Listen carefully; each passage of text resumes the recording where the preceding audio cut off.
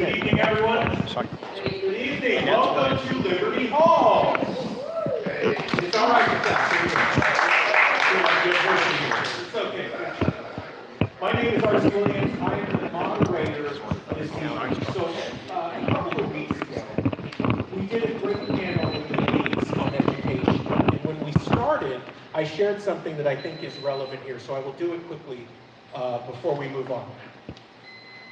When this experiment started, people like you met in town halls to discuss the affairs of the day and to solve the most pressing problems.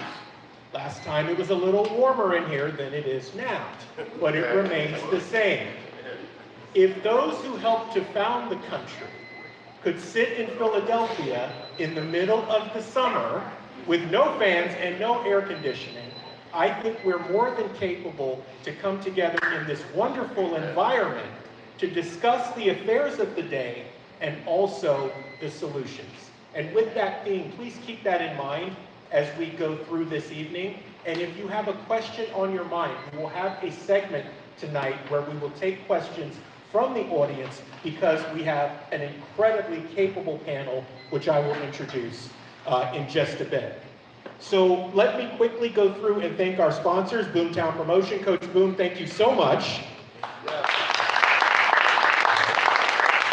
Sheehan Renee's Dynamic, the room that you're sitting in, the building that you're in, Sheehan Renee has been kind enough to allow us to do Liberty Halls here. Thank you so much, sir. Thank you for this. We Are One Ministries, Dimenso and Dolores Barton, thank you so much for supporting us. Watchman Action, Juliana and I, we equip the church to engage the culture. Willie Montague for Congress. Willie, congratulations. Yeah. Thank you so much for being here tonight. You have an intimate knowledge of the topic this evening. Pine Hills Republican Women Federated, thank you so much. Yeah. Orlando Patriot, you dream it, we make it. That's it. I love that. Also our friends at Redemption Home. They had a table here last time, and I'll tell you, community involvement is so critical. The folks who make this engine go here in Pine Hills, it's wonderful. Thank you so much for all that you do. Let's go ahead and open with prayer. Pastor Dimencio, would you mind leading us in prayer? So there should be a mic here that we can get to you, and then we'll get it done. Let's stand up. Okay, thank you so much. Now, I like to pray where everybody recognizes that if you have a relationship with Jesus Christ, your Lord and Savior, you have power when you pray. And so we're going to pray together. He's going to be right here, and he is in the midst of us, and we will have what we say. All right? Now let's pray this together. Lord Jesus, I bless this meeting. I thank you, Lord, for your grace upon it. For your grace upon this building, for your wisdom flowing through the speakers, and for solutions for this community. It's in Jesus' name that I pray. Everybody say amen. Amen. Thank you. Thank you, Pastor. At this time, we would like to have one of our panelists, Mr. C.S. Bennett, to lead us in the Pledge of Allegiance.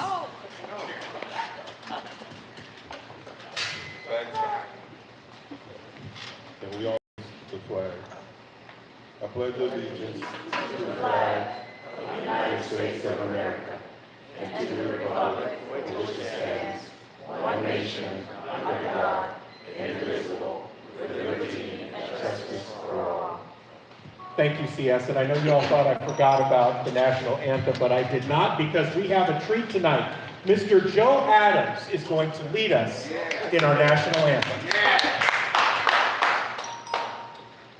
Oh, say, can you see by the dawn's early light what so proudly we hailed at the twilight's last gleaming, whose broad stripes and bright stars through the perilous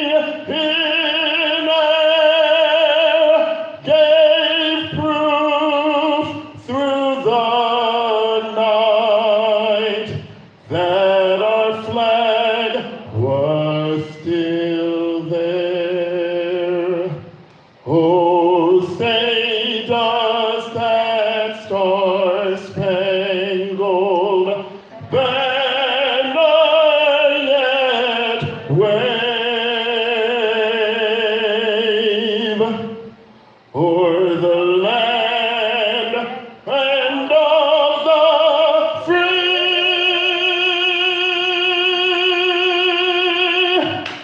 and the home of the brave. Ladies and gentlemen, Joe, thank you so much.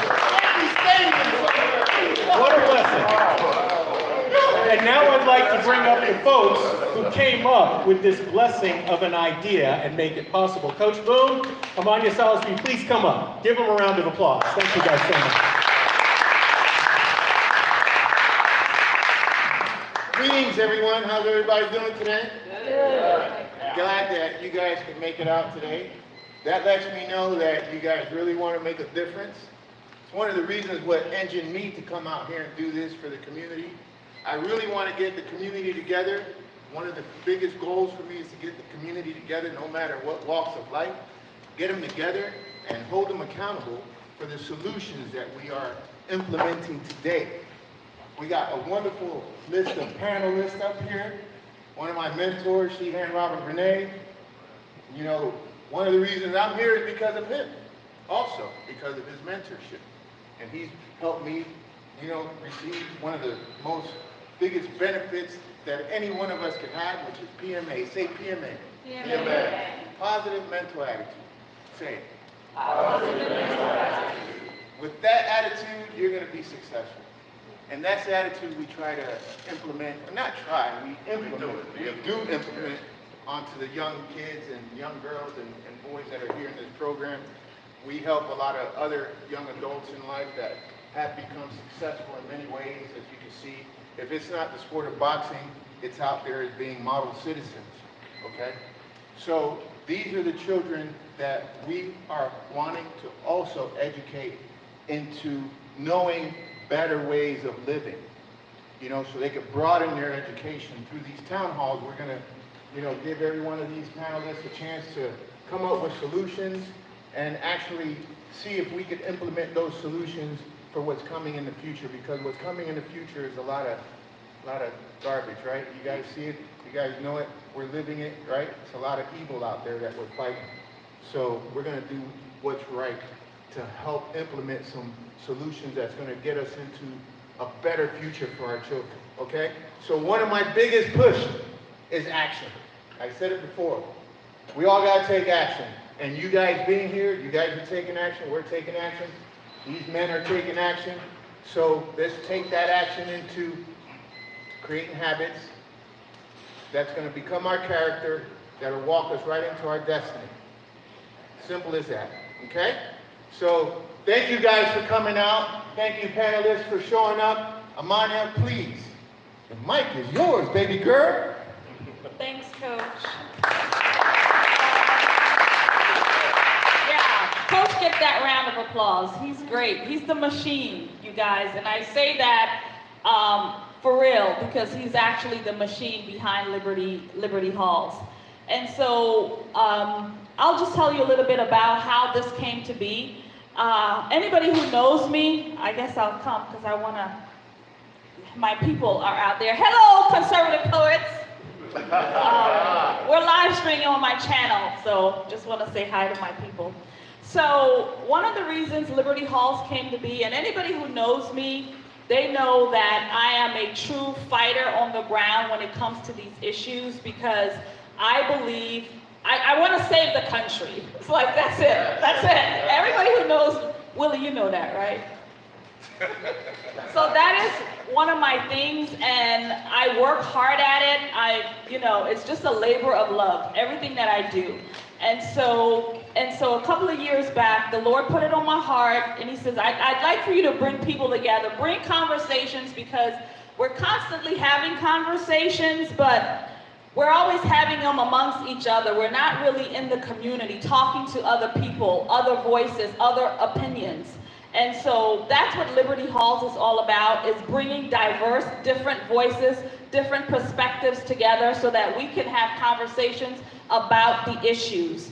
And so the first one that we had a great panel of ladies, and Bibi Ford was one of our panelists on that. So Bibi, Dolores was on there, Juliana. So thank you, ladies. We're missing Jenny. But the conversation was about education, educating our children, finding ways to bridge the gap between graduating from high school, college, and putting their hands to work to learn trade and things like that. So different avenues. So this conversation is going to be about fatherlessness in the homes. It's an important conversation to have because our community is, we're not raising strong boys, we're not raising strong men, and that is something we need. We need to be able to talk about these things. Why is it that our boys are the way they are? And we need strong alphas like the coach, right? Anyway, we're gonna leave it there. Thank you very much, and enjoy the conversation.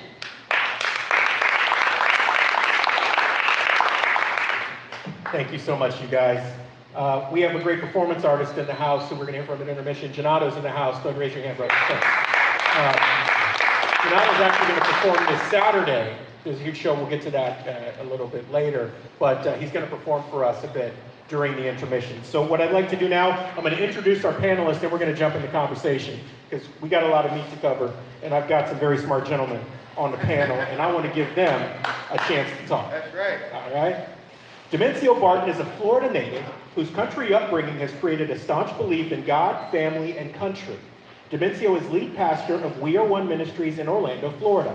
He's also a certified general contractor, process engineer, and thermodynamicist. Ladies and gentlemen, Dimencio Barton.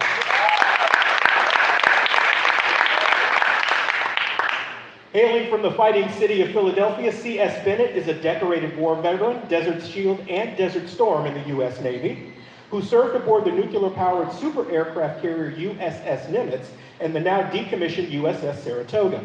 He was assigned to Naval Supply and Naval Intelligence. CS is retired and a member of the American Legion Post 45 in Palatka, Florida. He has degrees in the social sciences, criminal justice, political science, and public administration. Ladies and gentlemen, author C.S. Bennett. Willie Montague is an entrepreneur and spiritual leader, in addition to being an ordained pastor. He is a community advocate and the founder and president of House of Timothy, which is a nonprofit organization based in Orlando, Florida, for young men between the ages of 13 and 17 seeking a second chance at life in a community environment. Ladies and gentlemen, candidate for District 10, Orlando, Willie Montague.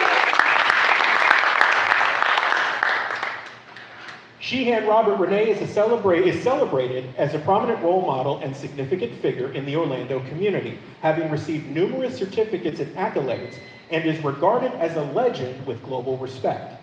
His remarkable attributes, including exceptional intelligence, courageous spirit, outstanding leadership abilities, and profound inspiration, have significantly impacted all he encounters. Ladies and gentlemen, Sheehan Robert Renee.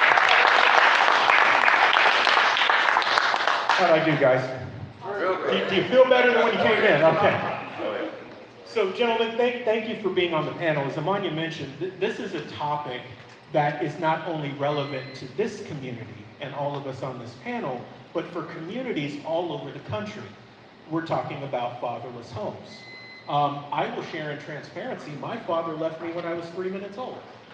He looked at me and said, "That's not my kid," and he left. Next time I saw him, he was driving a bus. Talked to him a little bit, haven't seen him since. My mom married a man who ended up being a drug addict. I have a brother and sister that I love dearly, but I became the man of the house at a very young age. As we open the panel, gentlemen, I think about how we got there, right? And I think a lot of that stems back from the destruction of the black family thanks to the Great Societies program and LBJ. Lyndon Baines Johnson, right? Presidency of Great Society, everything around civil rights and these programs where the father was basically eliminated from the home. So Willie, I'd like to start with you. We've got over 60 years of this ingrained philosophy that government is daddy, that you're incentivized almost to be in poverty because there's benefit not having to do anything. In your opinion, how do we start to dig out of that hole and retake our place? Because prior to that, if you guys have not seen Uncle Tom 2, they talk about the black family unit prior to this. Lowest divorce rate, lowest violence, this whole thing, right? How do we start to dig out of that hole? Thank you, Archie. That's a big question. I would say that something I always use, the nuclear family has to be restored. That's mom, that's dad, that's children. And I believe the restoration to that comes from within the first of the church. Most black families are attached to some form of religious institute. I'll put it like that. That is the fabrics of what makes up family. That's where you learn and should be learning about the family dynamics and how to raise your family, how to take care, how the man's supposed to be structured. We have to get to the place when we recognize that it is very important for men to be in the homes. And I say this, I know we got a lot of women here. I say this, but a woman cannot be the man. And that's something that I saw in my own personal life.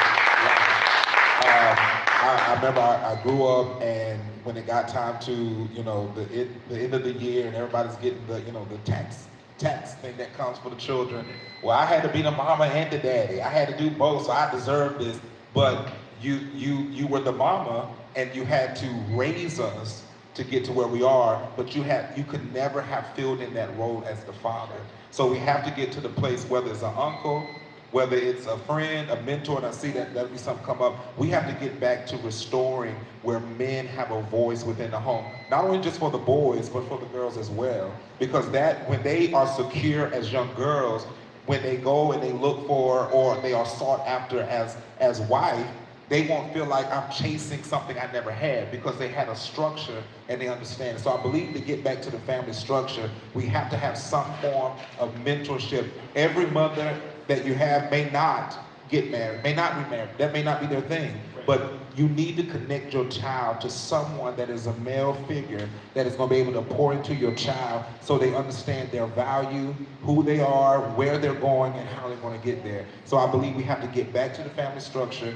and get away from what LBJ did, which I'm not going to say exactly what he said, but he said some things as it pertained to the black community, and we are 60 years into that, as you mentioned, and it's going to, if we don't make a change, it's going to continue that way, because he said for 200 years. And so what has changed since that he made that statement? So I believe that's what we have to do. We have to restructure the family. We get to the church or whatever religious institute to make sure that's possible, and then make sure that mothers and mothers-to-be understand, whether it's that child's father or not, there needs to be a male role model in that life to help bring some changes. Thank you, Willie. See, I got to come to you here, and I'm going to ask you to put two hats on. I want you to put on the criminal justice hat and the public administration hat.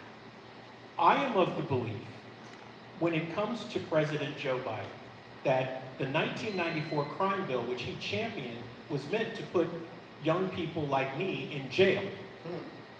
And it was almost like in California, you had a 3 strikes law, so everything was almost designed to take young people in struggling situations like fatherless homes and kind of have this community to prison pipeline. CS, in your opinion, what needs to happen with public administration and criminal justice to stop that from happening outside of what we just discussed with the home role model? Thank you. That's a great question. I would say that one of the things we have to do, first of all, is to get this notion out of our men or our youth, our males, of this conquest thing with women. They're having all these babies, and these babies aren't being raised by these men. So they fall prey to the system, the government, and that's who they look to as the salvation. Now we have urban areas that are flooded with crime, drugs, and things like that. And what we get from Washington is just a lot of talk. Some of the things they do are meant to be of value, but they really don't serve the purpose.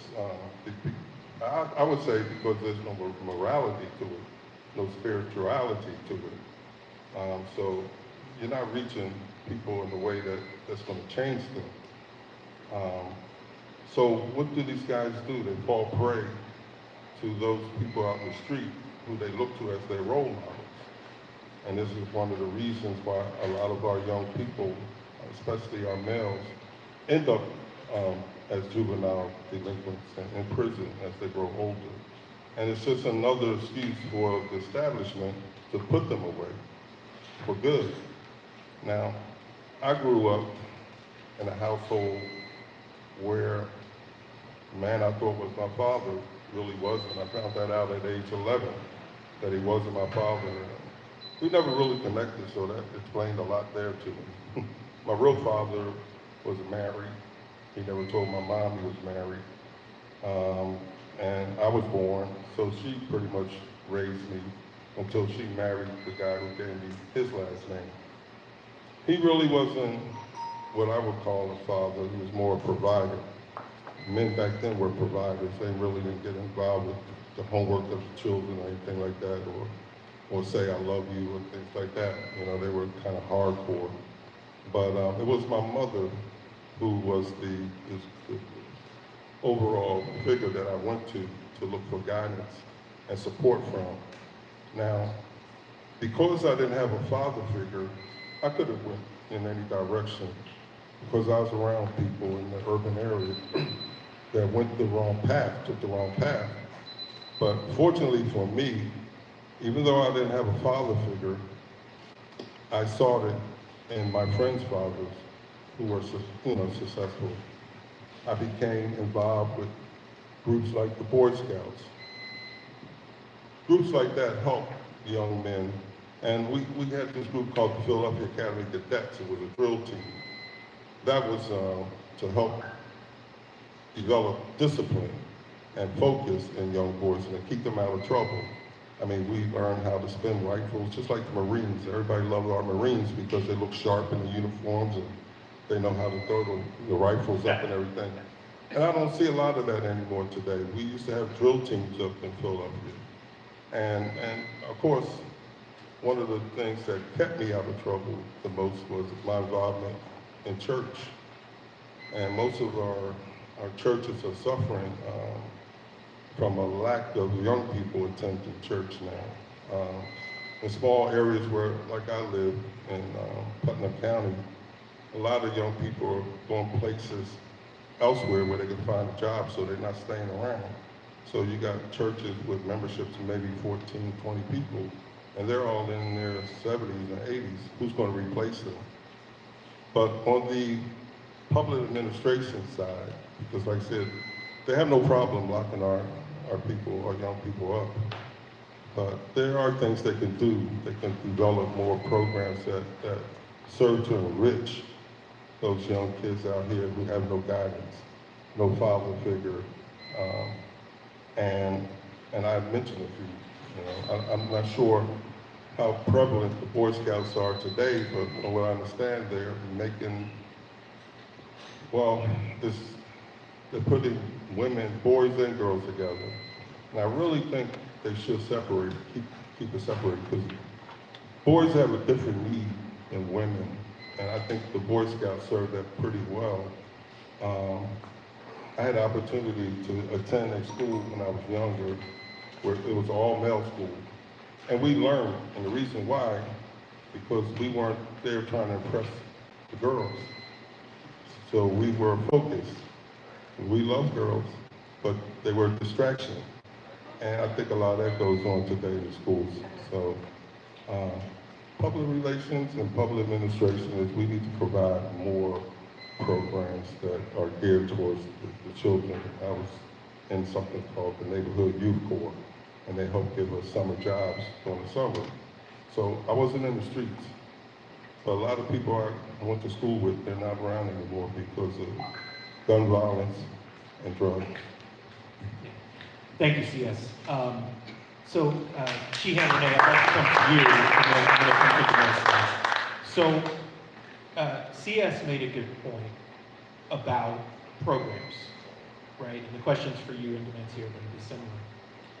You deal with this on a day in, day out basis with young people from all over the spectrum. It's not that you're a one-man show. You have help, but I think as with anything else, you could use more. If people have an opportunity to touch a young person, what are your recommendations, 3 or 4 bullets of things that they can do to make the difference in a young person's life? Thank you. Very good question. What I would recommend whoever wants to do something significant to change, alter a person's existence and direction is to look at that person and understand that the core of that person is very important. You got to develop character. And so with me, what I've done in my program, I look to install self-confidence. I like to build them up and have them feel good about themselves. So I found different methods to do it. One is called karate, the other one's called boxing. And through that, there's regulations, laws, protocols, rules, things you gotta go by in order to be successful. How I got involved in self-defense, I'll say self-defense, because it's not just karate and boxing and wrestling. My family left Haiti during turbulent times. They had a president named Papa Doc. And the way the story goes, my father came from Germany, and there were several doctors who assisted Francois Duvalier in his development of getting people together. What they were able to do, they were able to get the sponsorship from Canada, America, and France to sponsor him, Francois Duvalier, to go all over the place, all over Haiti, and give them the kind of medicine that they needed to build themselves up. This went wonderful. This was great. It was so great, he was able to run for president, defeated President Magua, and he became the president of Haiti. Now remember, there was a rat pack, and my father was one of them. After he became president, when he was being sworn in, he had a priest and he had a voodoo mistress. And when they said to him, "You're now president," the voodoo mistress said, "For life." And that kind of went kind of scary with some people, like, for life, because Haiti presidency is a 5-year term. And that's all it's supposed to be, not no for life. So later on, he took control, and he was running Haiti. But he ran it in such a way that hurt people. Not too many people wanted to approach him about his methods. But the men who were with him, one by one, approached him to say, "That's crude what you're doing. You need to change." One by one, they all disappeared. One by one. They were getting down to 2 people left, and one of the persons was my dad. My dad, being smart and thinking quick on his feet, wrote to a doctor here in the United States, in Brooklyn, New York, out of my Maimonides Hospital, and asked the doctor, who Francois Duvalier and many people respected, asked him, and he sent for me and my family to come to America because he could see things weren't going right. And so they presented a letter, a document, inviting my father, my mother, and 3 siblings to come to America. The day that they left Haiti to come to America, they had a squad, which was called Totomaku. They were like this, you know, what do you call it? The hit squad. The Nazis called them, yeah. And they pulled up in front of the house and had the whole family scared because when they showed up, it meant business. Francois was also there. And he said, we're taking you to the airport. And a lot of times when you went places, you didn't come back. You just disappeared. And that was the end of that. And so my father kept the conversation on how the doctor is excited to see him. And you know, he's gonna tell him about all the wonderful things he's done. So they went straight to the airport and flew out and landed here in Brooklyn, New York. So how did everything happen with me? I was born here.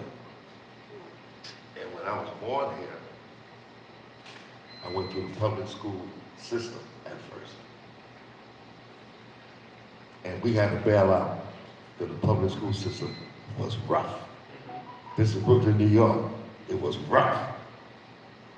So we thought it was a benefit for us to go to a Catholic school. So we got involved in Catholic school. Catholic school. You had a blazer, your briefcase, your Bible, and you had a certain demeanor. That made you a target because people looked at you in the hood like, who you think you are? We already had so many strikes against it. We were Haitian, we spoke a different language, and we had a shirt and tie, a blazer jacket, and briefcase. So we were always picked on. So we had to do something fast. Here comes karate. That's how that came about. And something you mentioned earlier, my whole life has been in the uniform. Karate, Cub Scout, Boy Scout, military, Navy. And I ended up on USS Saratoga. So when I heard you say that, I was like, wow, it's a small world. So, Renee, yeah. thank you. I'd like, because I want to get the next take on this too. So thank you, Sheehan Renee. So Demencio, Sheehan Renee is telling this story. For me, I grew up and was baptized Baptist. But what I saw in the church versus what I heard to be true turned me off so much that I converted to Buddhism. I was a Buddhist for 25 years.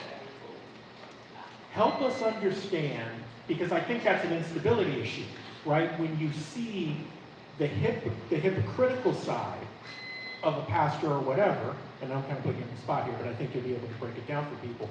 What do we do to stop that cycle? Because I know for me, that change overall had a negative impact. What do we do to stop the next R.C. Williams from making that decision and being turned on? Okay. Hello, everybody. Now, okay. Make sure your mic is on. Is it on? It's not on. Hello. Oh, switch mics. Test. Okay. All right, everybody. Now, I could go level 1 with you. I'm not going to do that because it's not my type. I may do 7. If I jump above that, deal with it. All right? Okay.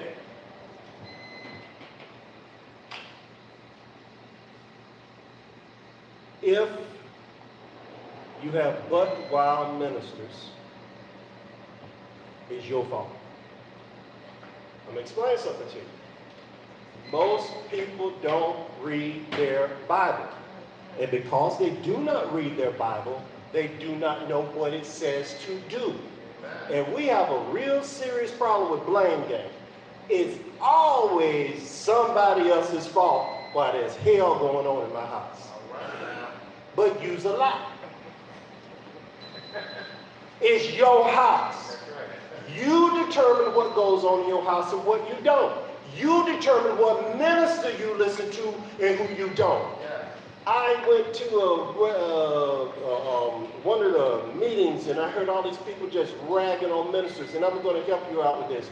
You're right. There are some butt wild, low-down, nasty Negroes and whatever you want to call them in those offices.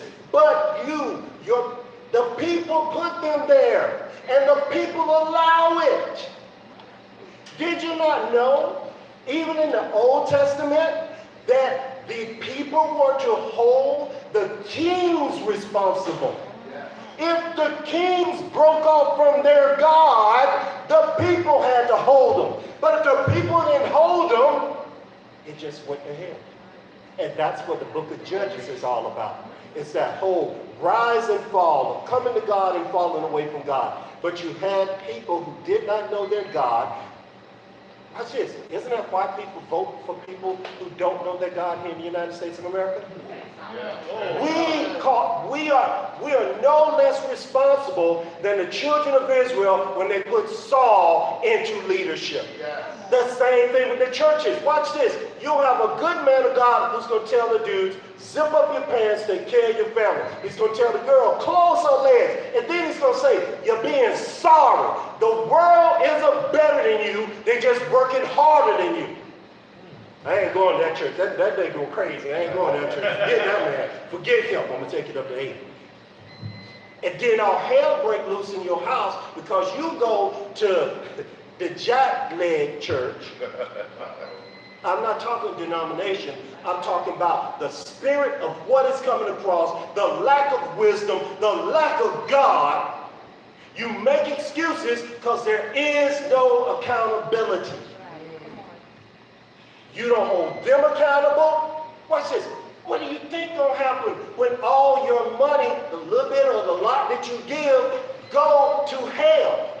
A church that's causing hell in your life? Somebody who's the only thing you'll ever learn there, if you learn anything, was, okay, I got saved. That's great, but God said disciple men. If your church isn't discipling, it's jackleg, you're to blame. Because you chose to empower that which makes you weak. If you don't know the worth of a thing, you're going to treat it like trash. You don't know the worth of yourself, therefore you treat yourself like trash. How do I do it, Pastor? You allow people to go into teach you garbage in school. And you call it education. Right. You go to church and then you got somebody teaching you everything but what you need to hear, and you stay there. You don't know your own worth. I like what you were saying, Mr. Sheehan. When you were talking, you had a man, his father, who understands my family has worth. I have worth. We're meant for more than to die on this unnamed battleground over here in Haiti. And then he got wisdom because he wanted a better life, and then he fought for it with the weapons that were available to him. Stop saying you're weak. Come on.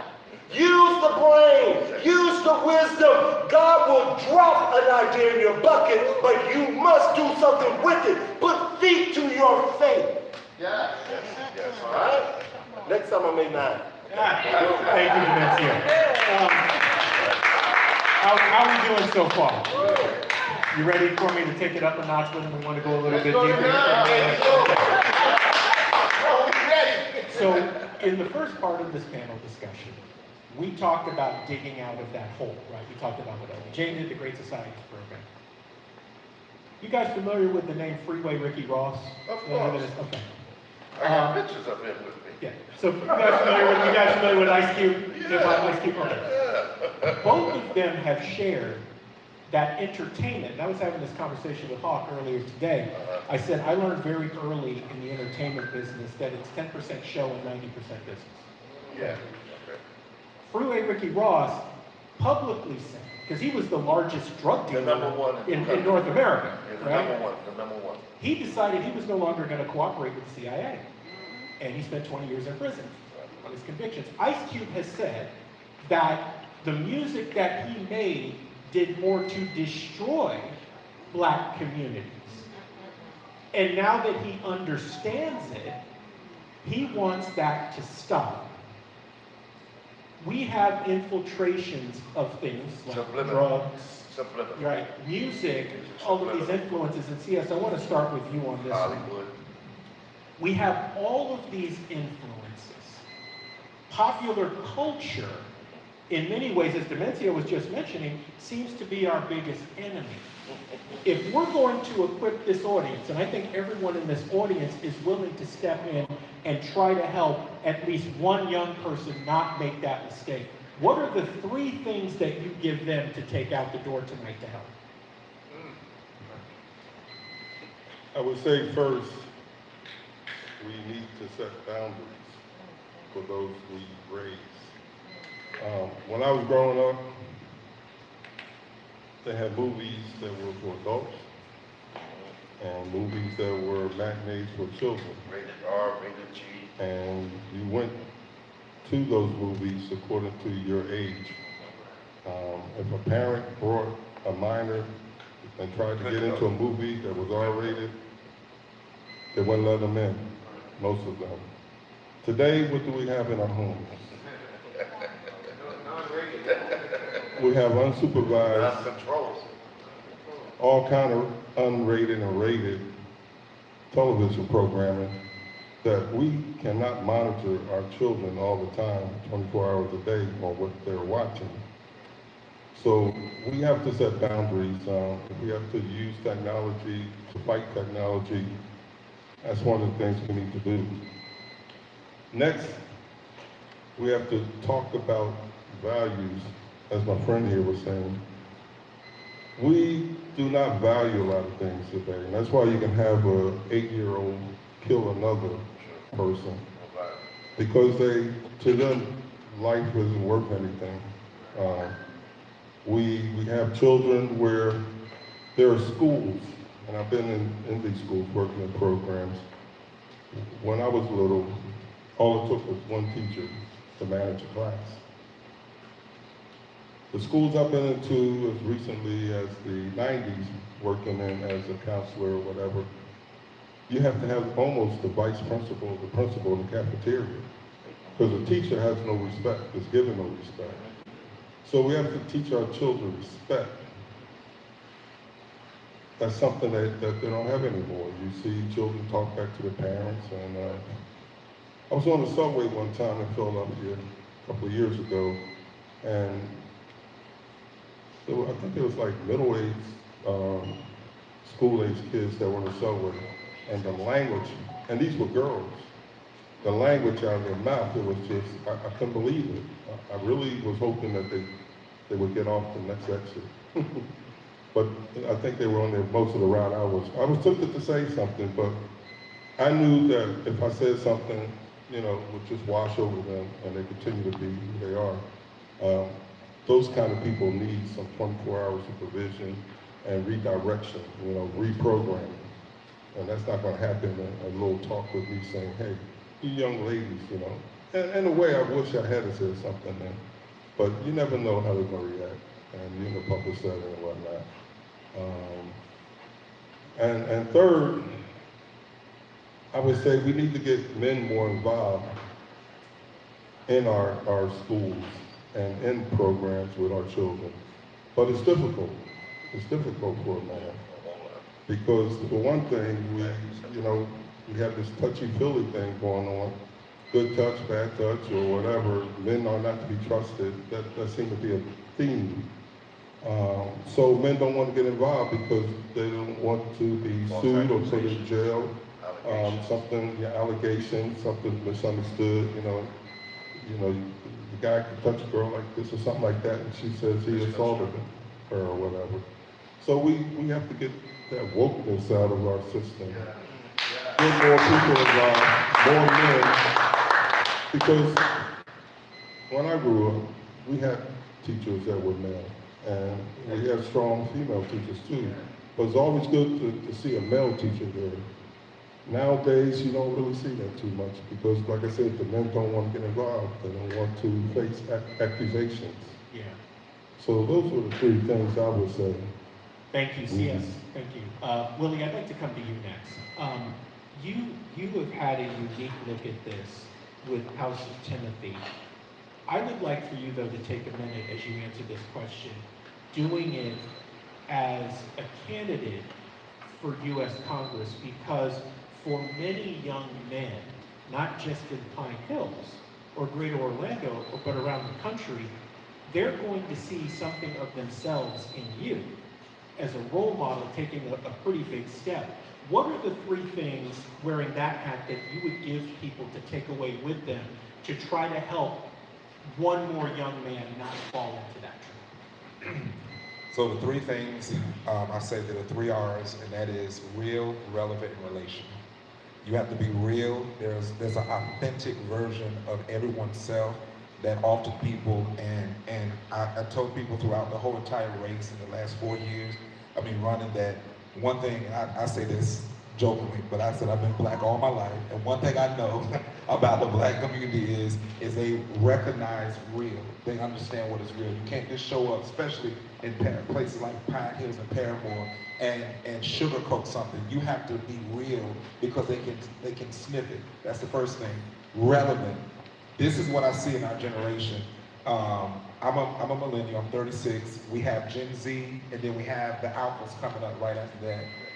If we're not relevant to the time, which I'm glad you're having this young man here that perform, you have to be relevant to the times that we're in. We're in the 21st century. We're in a time in 2024 where there are the most generations that have ever been at one time. And so, everybody may not know how to work an iPhone, know how to do that, but you have to be relevant. You don't run the campaign. I recognize everybody doesn't want to get mailers at their house, but we have ability to get text messages and emails. That means we're moving with the ages. So we're not relevant for a generation and to a culture with the sound, from music to karate to everything that deals with the fabrics of their being. Then we're missing it, because that's what they're looking at. Are you paying attention to who I am today? Not what we want them to be, but who they are, so that we can cultivate them. And then real, relevant, and relational. We have to build a relationship with the community. We have to build a relationship with these young men, these young women, because what is happening is we're coming in from a perspective. I'm going to tell you what I know. This young man right here, I mentor Brandon here, right? I consider him one of my sons. In the same way, I let him give his spiel of what it is, and I wait. But then I'll come back and say, well, this is how I would do it. In other words, I don't just come to him to just spill out, this is Willie's version of it. I let him be able to share it, and then I tell him how to tweak those things so that he is efficient. Because at the end of the day, I'm not going to do what he's doing. I'm helping him to do what he wants to do. But it has to make sense, and it cannot be something where it's dangerous and poisonous. Because remember, he's 20 years old. By the time he becomes 30, hopefully he would have taken somebody on his wing to mentor them. And so if he comes and I did not do a good job, the person that comes to him is going to initially, and you mentioned this, I think, Coach Boone, last time. I think you went down kind of, or was it you that went down to kind of the generation of how it was you, about the different places you went and how that person mentored that person, and they got a gem somewhere and went up. And that's the same thing with mentoring in our generation, because and that's biblical. What I pour into Brandon and then what he pours into the next person, it can either be for his good or it can be for his poison. And so if he goes and affects somebody else, that's where the spread that happens in our culture. Because someone told you wrong and told you incorrectly. And so real, relevant, and relational, and Team Willie. Thank you, Will. She and Renee, I want to come to you. Interesting, you mentioned genealogies, my radio genealogy. I'm in Frankie Crocker's genealogy. My mentor was mentored by him. So, Daddy explains what. No, just kidding. She and Renee. So if we could take a second, I talked about Hawk a minute ago, but you've got a wall full of champions here. Wall of Fame. Right? If you're looking through that lens, because this is a perfect example of what you would give a boxer between rounds when they're in a fight. The folks in this audience are in a similar battle in the culture.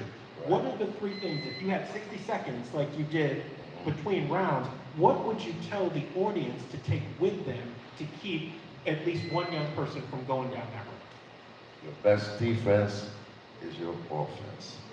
Okay, you gotta be ready to put out. You gotta be ready to do what is necessary to do. When I wanted to expound on CS earlier, he said something that touched me because I see it all the time. It's systemic. It's systemic. We're talking about the teachers and the principals and the dean, why they got to be out there. Because I'm the teacher, I'm the 9th grade teacher. You messed up. I'm gonna send you to the dean office. You messed up. I'm gonna send you to the principal. We're always giving away power. The buck gotta stop here. You gotta take the power. You gotta spend that time, communicate with that individual, and let them know I'm in charge. And this is what I'm gonna do. Don't give the power away. If you do that, every time you say, I'm gonna call somebody to talk to you, discipline you, whatever the case might be. But a lot of times people don't know that because you don't have enough classes, courses on teaching people how to take control, how to have power. That's why I said the best defense is an offense. Because you gotta be ready to show. I got my gloves on. I'm ready to square up with you. The buck stops here. No, I ain't calling for nobody. And the parents do the same thing. Wait till your daddy gets home. Suppose there ain't no daddy. Wait till your granddaddy gets home. You know, suppose there ain't no granddaddy. But it's systemic. We're always taking the power and giving it to somebody. So after a while, the child, the person, they don't see you as an authority because you can't handle it. Because the first time we get in a confrontation, I know I'm gonna call the cops on you. I'm gonna call your cousin. I'm gonna call your uncle. You give away the power. We have to learn how to have the power. The buck stops here. I'm in control. And I tell all my people, all my fighters, I'm in control. You're not in control. I'm in control. Because in order for you to be successful, you have to know everything that I know, plus what I've installed in you, and we have to meet at an intersect that can get you to the next level. You just can't depend on yourself. You got to depend on me. We got to connect. She and Renee, thank you for that. So Demencio, coming off of that, right? I know, you're welcome. So Demencio, we talked about this the last time. Quickly, we talked about the levels of government. Self-government, family government, church government. If all those work right, super small civil government. Seems like it's been flipped on its head. What are the three things that folks take away with them tonight to change that in a young person so they don't go down the wrong road? Level 9. Okay, all right. Now, I'm going easy. I think I'm gonna do 8.1 on this. Okay, now, all right, mental assent. Right now we got a mental assent. Y'all ready? Okay. What was the first government that God created? What is it? The church. Family. Family. That's right. Adam, Eve, and church. It was family. See, if you abdicate your role, if I abdicate my role, I leave a void. But what we forget is it's a void of me. Something else is going to fill it. That's always happens. Whatever we leave open, something else is going to fill it. And you hear it. If you ever had something, you put a vacuum on it, all of a sudden it goes, it sucked something else in it. And watch this here. It isn't always what you want. When we look and we see this whole thing about government, government was never meant to parent your family. My Bible tells me that, you know, if you listen and you accept the wisdom, you accept the correction, you'll have a good life. But if you buck it and you don't listen, or if no one has taught you, the rod is for your back. That's the prison everybody was going to mention. When you do not have correction, when you do not have train up your child in the way that they should go, and when they are old, they will not depart. My wife and I made certain decisions. The decisions we made produced a totally different life for our family than the one that we came in with. I came in with the one where Daddy listened to some idiots drinking, and he jacked up the house, became a wife beater. My mama divorced him. I'm 8 years old. That was when I realized, at 8 years old, after having fighting enough for the punks in my neighborhood, after he was no longer around, because dads provide protection, and I'm having to fight every flipping day, I realized fathers are important. Say that with me. Fathers are important. The importance of a man does not make a woman unimportant. We must deal with the real issues here. Both have value and both should be respected. Both were ordained of God. A government is nothing other than a compilation of all the families within its realm of authority. It's no better than all these single parts put together and united. That's why America's doing so bad right now. Our units are doing bad.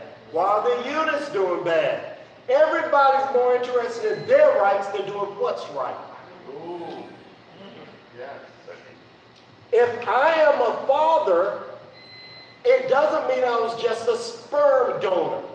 I looked at my dad and I said, you know what? I want to have a good, great family. I came up with this revelation by the time I was 11 years old. And at that time, I made up my mind that I will do whatever it takes because I put value on family. Yeah. I worked my behind off. I didn't let what my mom did for us by her working her behind off fall to the ground. I worked mine off. I got the education. When mentors came into my life, I made myself listen. We are never too old to submit to authority. That's one of the biggest problems in life. We don't submit to the authorities that will build us and don't realize by not submitting to them, we've submitted to the other. There's only two families in this world, folks. It's God's and Satan's. You choose which one you're going to fall under. And one kills, steals, and destroys. The other has life and has it more abundantly. If your life is going down constantly, it's because you submitted to the wrong power. And you can't build what you don't have. Thank you. There's no choice. You can't give people an option. It has to be God's kingdom or nothing. But once you give them an option, and see, that's the other problem that we're having with AI. I've got people, they're working 2 or 3 jobs, and what they do with the children, they have them on laptops and tablets and all this stuff. I got kids coming in there, 7, 8 years old with cell phones. and they keep them busy with it. And I'm like, where your parent at? Well, my parent has to work extra long so I can have the phone. And the phone is raising me. The tablet is raising me. And all the garbage that's out there, I'm being raised because nobody is monitoring what I'm doing. Okay, I'll say this here, David. Is that okay? Yeah. Okay, I'll say this here because you brought up a real good point. I will say this here. The scripture lets us know that a child left to their own. This is one of my big box items. I hate it. Oh, let them figure it out. I want to slap you upside your dumb head. The scripture says that a child left to themselves goes to error. Of course. That was before Nintendo, before computers, before any of all these gadgets that we talk about, I'm the information generation. Bump that. A child left to themselves tend to have a very bad life. They tend to stop respecting authority. They tend to go down, not up. You do not raise a child by abdicating your role. You raise a child by, watch this here. I know it's hard, y'all. You have to lose some of your life for them to have one. Yeah. Well, you brought them in the world. Wow. You brought them in the world. You know? And if it's not your child, somebody brought that child in the world, and if you don't borders and boundaries, they can take you out of the world. Yeah. CS, go ahead. I would also like to add that when it comes to your children, it should be you who set the example for them, and you who should encourage them. A lot of children today don't have that, so where do they get their affirmation from? How many likes they get on social media? And it shouldn't be that way. We have to reclaim our children and instill with them the values that we would want them to have and that they should have, but are lacking and not getting in the society that we live in today. Exactly, I agree 100%. By the time you walk through that front door, the first thing you gotta give up is your cell phone and your tablet. Look, you gotta give it up. Because I gotta get you to become introspective and not sit there. Willie, can I come back to you for a second on this, because you've got House of Timothy. So you deal with this pretty regularly, right? Based on what you've heard with some of these answers, what other solutions do we have? Because you're dealing with this day in and day out. Okay, so those that don't know, House of Timothy is ages 13 to 17, and a lot of people don't realize that these programs that we have, even with like Redemption Home, who works on the foster care side, these programs like House of Timothy are well needed in Orange County. And what I'm hearing is great, is awesome in the home setting. But these kids that come to us, literally, we have had parents that have dropped the children off and said, they mail us the check every month, and they tell us we'll basically see them in 12 months, so we're a 12-month program. So basically, we're here to fix the child and then give the child back to the parent fixed. We have had parents that refuse to pick them up. We require them to go home for holidays.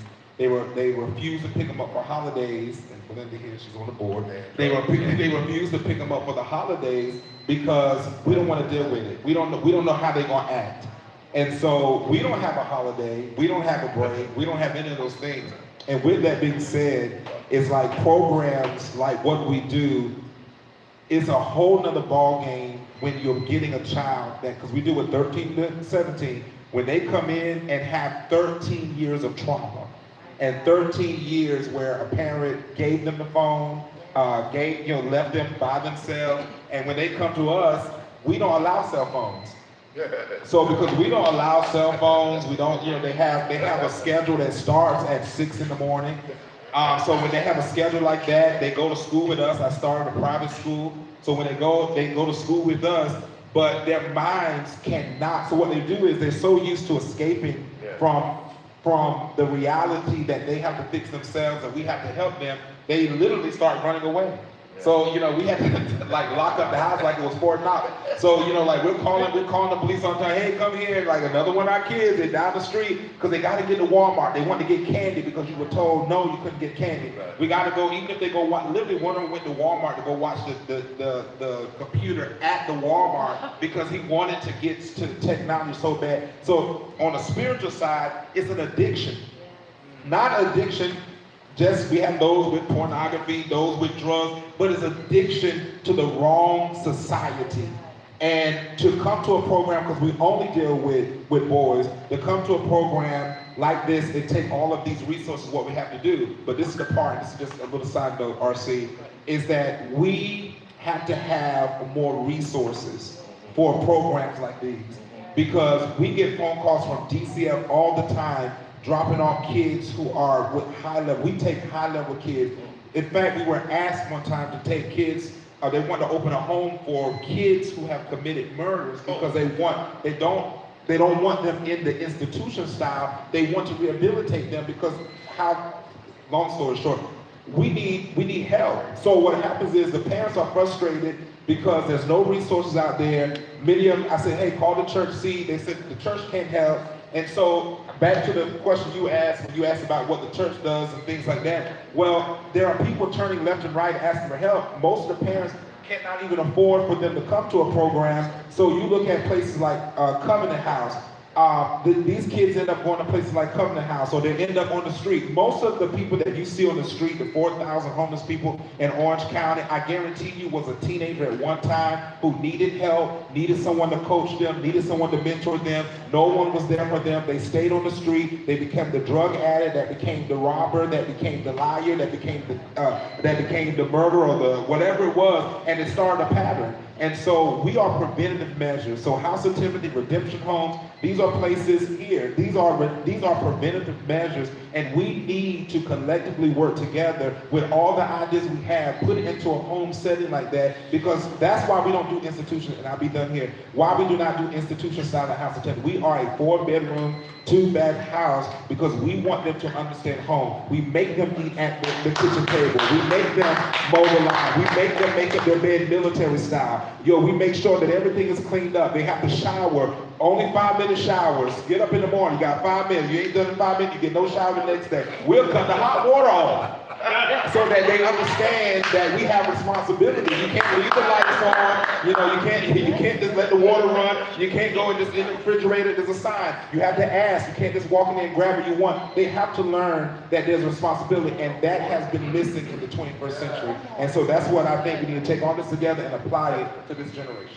Willie, thank you. I'm sorry, Sheehan. We'll come back to you after the break. So, guys, at this point, we need to take a break. When we come back, we're going to do audience Q&A. And before I turn this over to Coach Boom to introduce our entertainment, I want to lay the ground rules for you, and I'll do it again when we come back. When we do question and answer, it's a question, not a statement. I need for you to ask a question. 1. Panel, you'll have 60 seconds to answer the question. If it's directed at you, great. If not, we'll work our way down the line. That way, we get lots of community questions and we get those questions answered. Does that make sense for everybody? I know. All right, I'm going to turn this over to Coach Bill. We'll be back in a minute. One second. There's a lot of great information that came out of the panelists today. Just to let you guys know, I am a product of an environment that helped me produce myself as a leader now. And I gotta say, every one of you gentlemen here have just given jewels upon what's needed in this society. Being that we work, Sheehan and I work right now in the forefront of the war. Exactly. We're working with the kids right now in the trenches. And let me tell you, a lot of this is needed. This community conversation is needed. But I'm going to tell you something else that's needed. Action from all of you. Exactly. Action. Because it seems sometimes that it's just him and I out here in the front. We don't see other leaders coming by and assisting or giving great, a company, or maybe resources to help with this education. It's not easy, Willie. It's not easy. And I see, if we do deal with at-risk, we do deal with people with trauma. And the hardest project in the world, and I would say this till the day I die, the hardest project in the world is changing someone's mind. And it starts there. It starts with helping change these young kids and young women's minds. That's what we got to do. And by building self-confidence, by giving them a structure, by giving them standards and protocols that they can live with, that's going to help better them to become model citizens, to be active like I am right now in the community. It all starts with a panel like this, leadership and action. Action, and I'm not going to say anymore, but we do have a special performance coming up after the break because we got to do some technical stuff. Okay, so after the break, we got Gennaro, who is also a young man who is a leader. He's going to be performing later. He's going to do 2 tracks for you guys, okay? So come on back Come on back after the break. We'll be back in 10 minutes.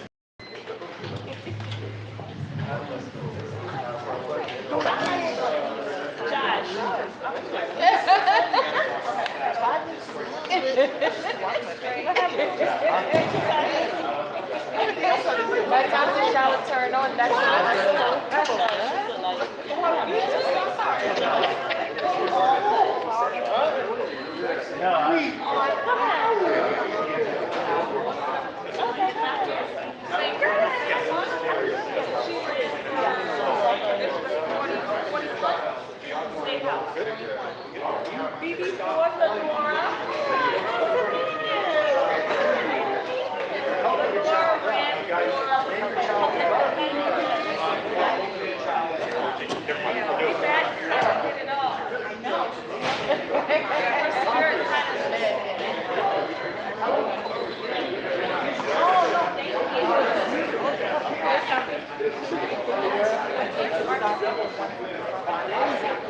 How you doing?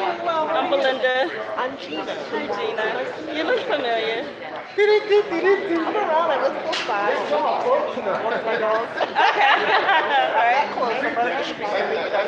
Okay. All right. Nice to see you. Nice to see you. Thank you.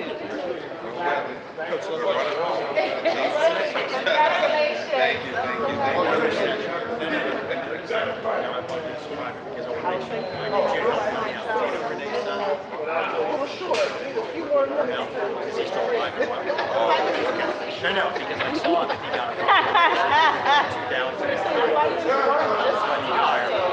amazed me more. The fact that Buddy Dyer is still mayor in 2024, he's 20 years. So that makes you more.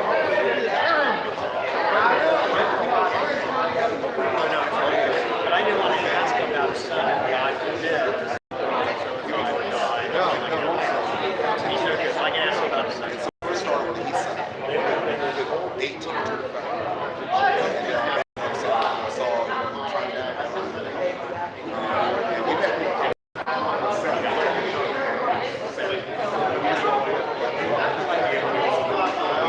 Oh no,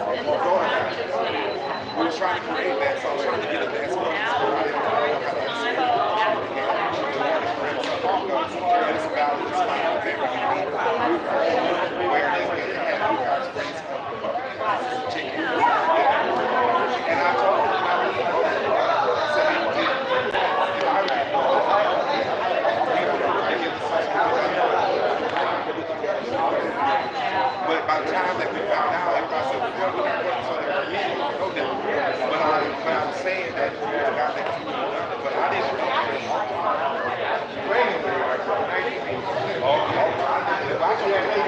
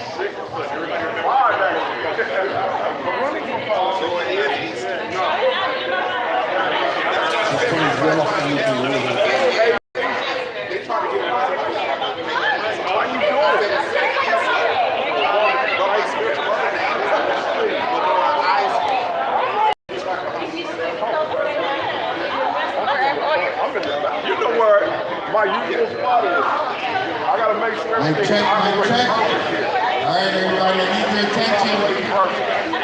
Everybody's attention. Everybody say boo! Say boo! Come on now, I need your attention. Let's go. We're gonna get this show on the road.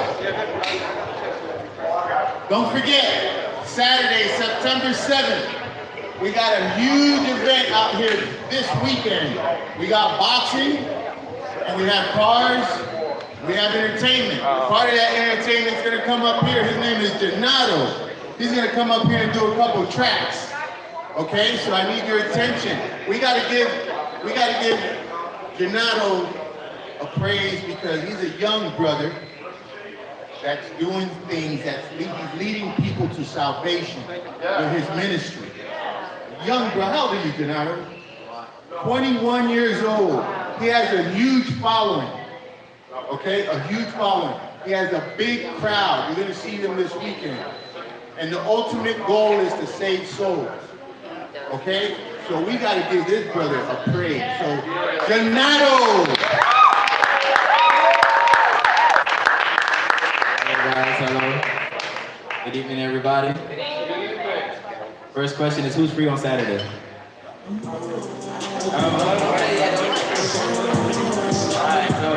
Alright, so my name is Donato. You guys say you're free? Who's free? You're free Saturday? Okay.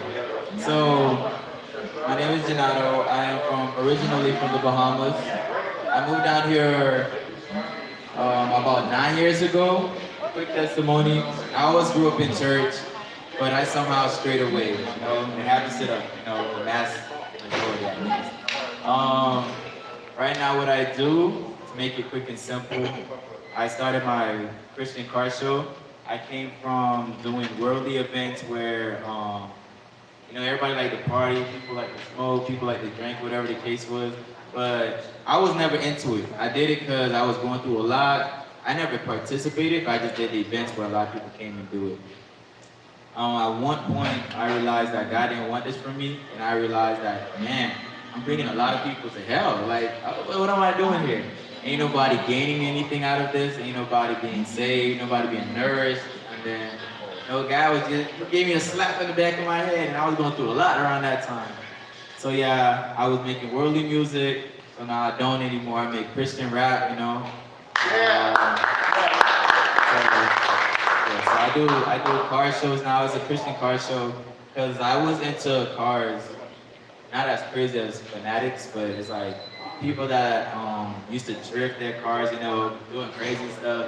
But I realized in Florida it's very dangerous. People die all the time from these events, and people get shot, people get mad. Oh, you hit my car, we're gonna destroy your car. It just goes crazy, you feel me? So now I find out there's a lot of Christians that actually go to these events, but they don't like being a part of the environment because there's a lot of smoking, there's a lot of drinking, but they love cars. So I was like, hey, I like cars, My dad's a mechanic, so I took some of the tricks from him. And yeah, so I said, Lord, I don't do parties no more. I lost the majority of my friends. Where do you want me, where do you want me to be? So, I seen an event once that encouraged me to do one similar. So I took it upon myself and created my first car show in April. And it was big, it was great. I didn't have car people, but that day, God blessed me, you feel me? I took faith, quit my job, and it was hard. So I just took a step forward and God blessed me. So a blessing as well is Coach Boom. I don't know how we met, but I know how we met. You get it? So that literally put me in his path. Yes. So now it's way more easier for me to do what I want to do while I was working with him. So I know God, it's a blessing that God placed into my life. So yeah, I will be performing and having a massive event at this location on September 7th. So I'm gonna perform 2 of the songs. I'm not performing these songs there, but just 2 songs just so you guys can hear the type of music I make, And yeah, so my ultimate goal is to grab the youth from the negativity that's out there in the world and show them, hey, Christians are fun too. Yeah. Right, a lot of people think that Christians are lame. They talk about Jesus. Jesus was never old school. He's now school. You get it? Yeah. Jesus is not new school or old school. A lot of people, they think, that's not old Jesus stuff. Like, I ain't trying. But Jesus is the same God I was there back then, you know, now, and forevermore. So, okay, I'm gonna play a song. If I mess up on my lyrics, forgive me. Like, you know, we all know the difference. Amen.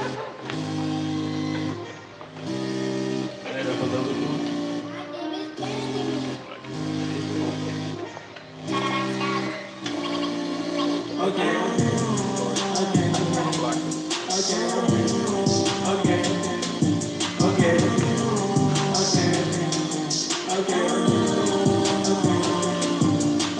Bro, just know you're not alone. There's a lot of others out here trying to make it to the throne. Someone get to make it home. I just wanna make it home. Seem like I keep calling us, but never know why we ain't picking up the phone. It's time to pick it up.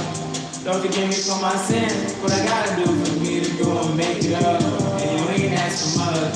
Just keep following your word. And you promise that you better take us up. I know I'm not enough, so I'm not gonna fight alone. Need in your love, but that's what makes me strong. I know I'm not enough, so I'm not gonna fight alone.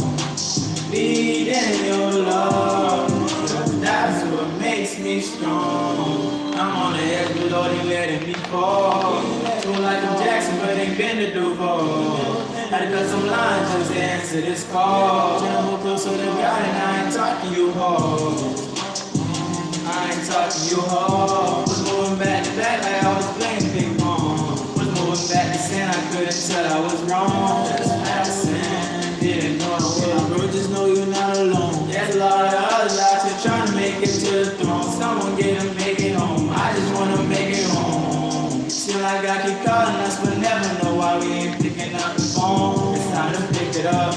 Lord, forgive me for my sins. What I gotta do for me to go and make it up. And you ain't asking much. Just keep following your word. And you promise that you better take this up. I know I'm not enough, so I'm not gonna fight alone. Need in your love, that's what makes me strong. I know I'm not enough, so I'm not gonna fight alone. Need in your love, that's what makes me strong. Okay, okay, okay,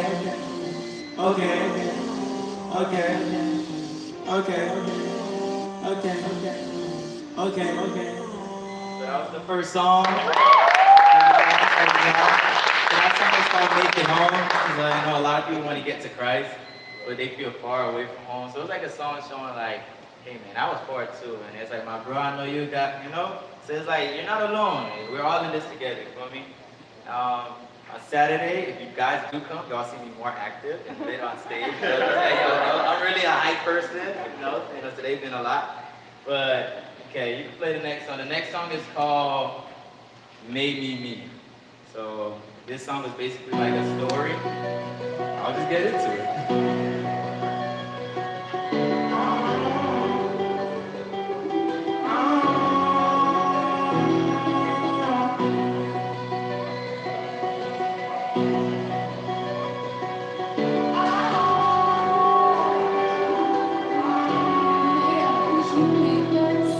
Commit some sins I can't take back when I was made me. Never been in love the way I work, like I need a leash. Been in the dark for way too long, but now I finally see. I was in a place where you get static, just gon' watch you bleed. And I've been hurting for a while, still I haven't healed. And I've been hurting for a while, couldn't hide the pain. I'm thinking God's still alive, cause others they ain't. I couldn't do this on my own, I simply just can't. And now it's stuck inside my head, thinking that everyone around me, someone just gon' lay in the bed. Been traumatized by the feds, ever since they put me in cuffs. I think my brother almost in the dead. And I've been hitting out a negative, so I try to do a little better, so I probably change the narrative.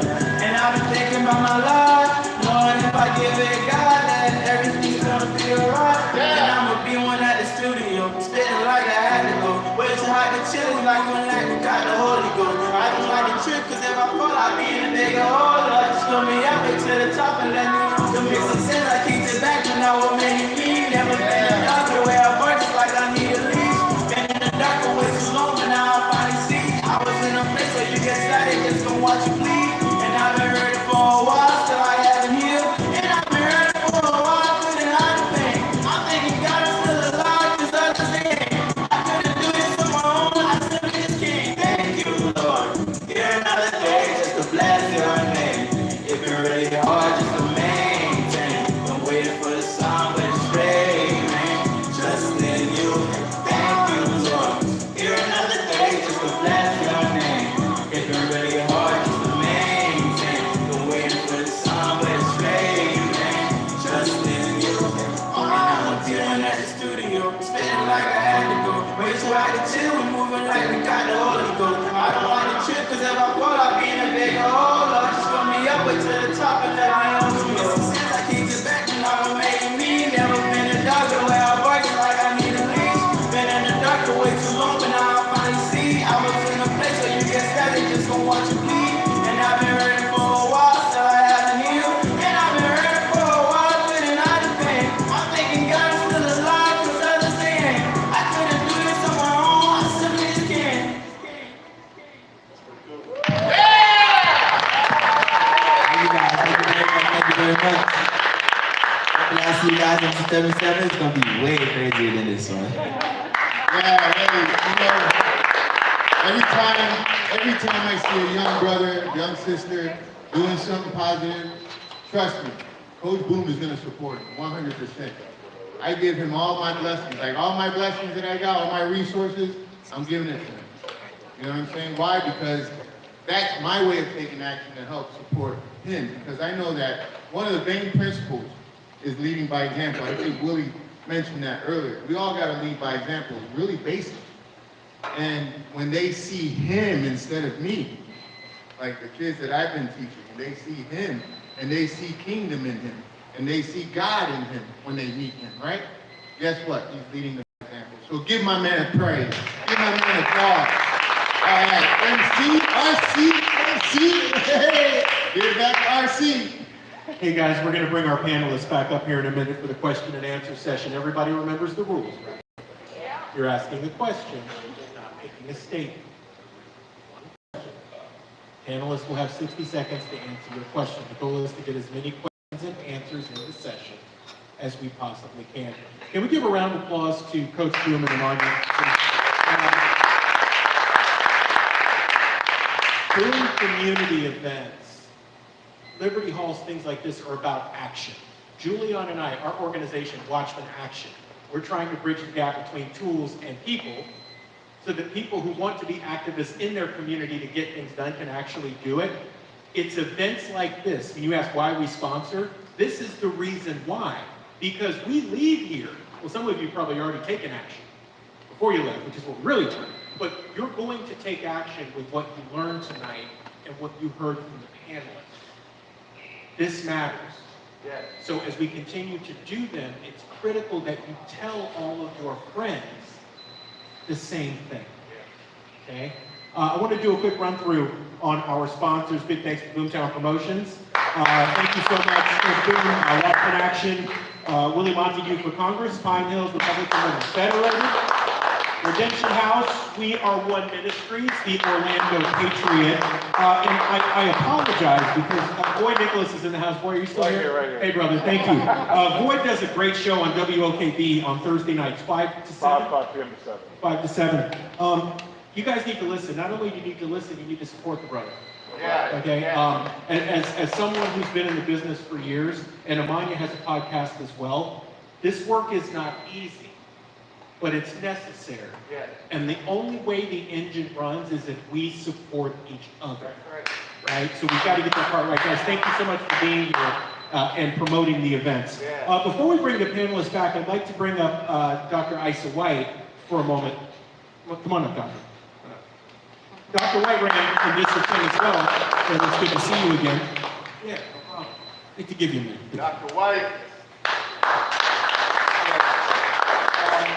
Brother Good was saying. Donato, let me tell you, that's what they're afraid of. Yeah. All right? That's the type of black guy they don't want to see. Right. And that's why they want to continue a policy of the degradation and the negation of the black man. Now, I'm going to say one thing. the issue against the black family did not start in 1960. In 1939, there was a book published by E. Franklin Frazier, a sociologist, titled The Negro Family. And he recognized at that time that if you destroy the black man, you destroy the black family, you destroy the black community. And that has been consistent. Then up in the 1960s, you have a guy out of New York by the name of J.D. Moynihan, the Moynihan Report, who put it out there that the reason why the black community is falling down again is because of the decline of the black male. All right? So therefore, we have these types of things taking place. Now, when I was a young man, my father's very positive, an alpha man. You know, you gotta have alpha men to run the black community. You can't have no other way. You gotta have that alpha man. In fact, today, I was looking at the Roland Martin show, and they found that while he was on the show, he accidentally put on a side thing whereby he's watching another black man's backside. He's talking about black positiveness, but he's looking at a black man's backside. That's not an alpha man, all right? But when I was coming along, and many of you, like myself, was living in the Northeast or the Midwest, we used to see Brothers of the Nation of Islam, right? And they were out there with suits on, talking strong, raising their families. And that was the image that was there. Then in 1995, do you remember 1995? The Million Man March. Yep. Do you remember that? 1.5 million black men under the leadership of Honorable Minister Louis Farrakhan. All right? And when they came together, people were afraid. All these black men, they closed up the shop in Washington, D.C. But the element that was being taught that we have a responsibility to lead our community again. Then we did it again in 2005. Another 1.3 million.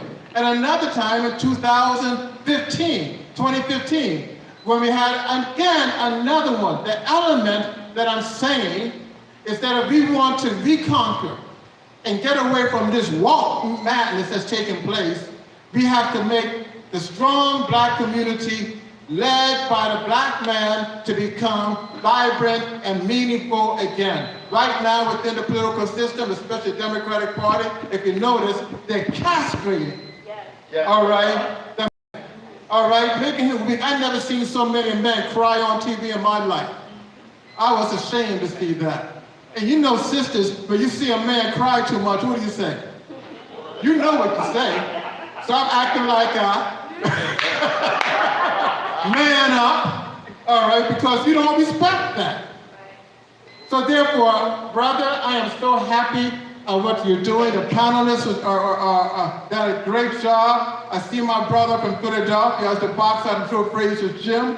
All right, when you come from Philly, you got to be back. All right, then Coach Renee out of Brooklyn, you know, and Brother Boom out of New York. You got good brothers here. Help them. Follow them, work with them. If these types of men coming together, we will stand up again. I can't forget my brother Boy, all right? He is, you know, he's on the radio, but he talks, people pee in their pants. So we thank God for you, and keep on doing what you're doing. I call it raw. I don't believe in no political correctness, I just call it for what it is. Thank you, and God bless all of you. And my man, all right? Yeah. And my man, Willie, congratulations. And you work with Willie, you work with these men. I know I was on the other party, but you know, as I tell people, it's not about party. It's about interest and what is good for us. We're not going to let no one divide us. We're not going to let a division between a blue and the red. If you do that, we might also be Crips and Bloods. All right, so God bless you. God bless you, and continue. And we have our dark. Attorney Tark is here from the Engage. He is the director of the Civil Rights Movement of Engage, with the Muslim organization. Thank you very much, Mr. Tark. Thank you. Thank you. That's right. All right.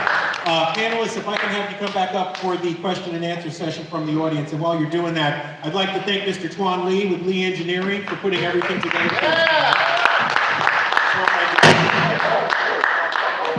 No, that's here, that's don't worry about it. I was about to thank him and told him I could forget about it. His mic blew up.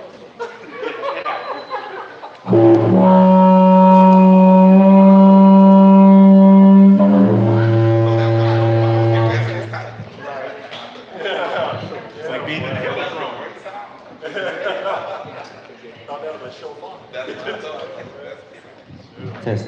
Well, Coach Boom asked me for some music in the middle of the event, so I have to run into my car, get something, whatever I can, to plug in. And this is not for this.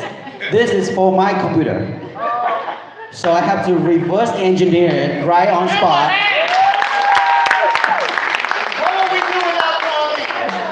I have to reverse engineer right on the spot to make it happen for you. Thank you. So, but anyway, congratulations, Willie. And can I have a 30-second?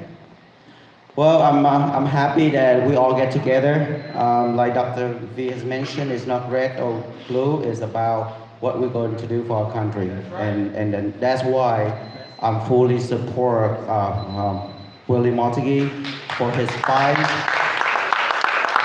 So we've been talking, and then I tried to set up a press conference for 3 of us here and other people too, and I'm working on it right now. So I'm waiting for the answer. So if they say yes, then we have the hall for free. If not, I will find other solution. I mean, his call.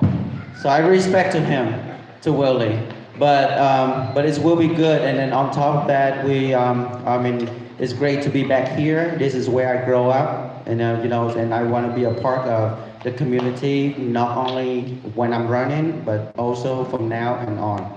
So I'm really appreciate for all of you has been support me and then support me from the beginning until maybe now in the future. But thank you so much. Thank you. Thank you, Tuan. And Amania did this to remind me, and I'm so glad she did. She put a pen and pieces of paper up here. Guys, we'd like to get your feedback on people who should be on a panel at a future Liberty Hall, or topics that we should be talking about. As we used to say with the Lab Orlando, it's a people-powered community. This is no different, right? We'd love to get your opinion. So this is up here, we can pass them out, however you guys are most comfortable. But let's get to the Q&A part. So let's start, who has a question? Oh, hi Joe, hey. Joe! Coming to Joe. Okay, Joe, here you go. This question is for Willie and the pastor. Do you think CRT has helped or hurt the black community? Great question. Who's up first? Okay, so y'all know what CRT is? Everybody knows what CRT is? Okay, it's critical race theory. This was a hot issue some years ago, especially when we were dealing with the stuff in the school system, and Governor DeSantis came hard down on this. So critical race theory, in the theory of it is that one group of people is an oppressor and the other other group is the ones being oppressed. Now this is something that I put on my Twitter, because it was Twitter at the time, now X, and I said this, and I got in a big debate actually a couple of days ago about this. I do not believe as a black man that I am oppressed. I do not believe that there is this critical race theory of mindset that's happening around us. Like when I walk outside of my door, I'm being oppressed, I'm being suppressed. And I said it just like this: as I am a black man running for Congress in the United States, and this is how I said it, I am not oppressed, you're just lazy. Yeah. And so that's what it boils down to. Right. That when you look at the critical race theory, and you said this earlier, Pastor, about we have to take responsibility and accountability for our own actions. There's no one to blame about the lack of or what we can do. Now that doesn't sit well with some people. At the end of the day, when you look in the mirror, no one is going to be in that mirror with you.